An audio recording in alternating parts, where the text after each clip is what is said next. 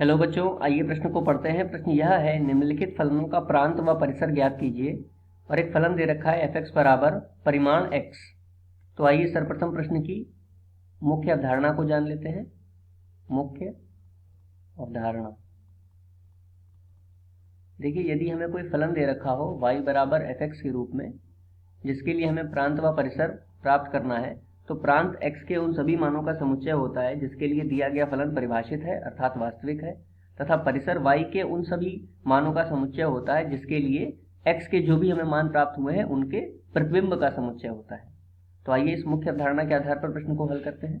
देखिए, प्रश्न में दिया गया फलन है y बराबर f(x) की जगह क्या लिख सकते हैं, परिमाण x। अब देखिए, x के मान क्या होंगे।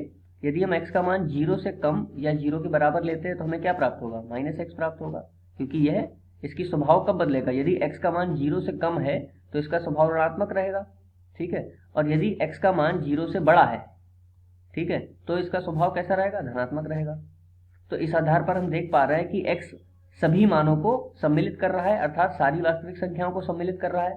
तो इसका जो प्रांत होगा वह क्या हो जाएगा, प्रांत हो जाएगा -अनंत से लेकर +अनंत तक सारी मान यहां पर प्राप्त हो जाएंगे।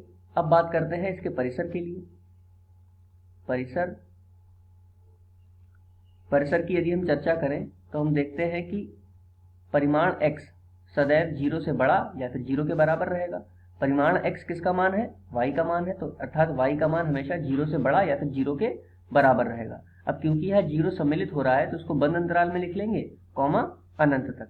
तो ये इसका परिसर हो जाएगा तथा यह इसका प्रांत रहेगा दिए गए फलन के लिए। मुख्य अवधारणा के आधार पर यह दिए गए प्रश्न का उपयुक्त उत्तर है। आशा करते हैं आपको समझ में आया होगा। धन्यवाद।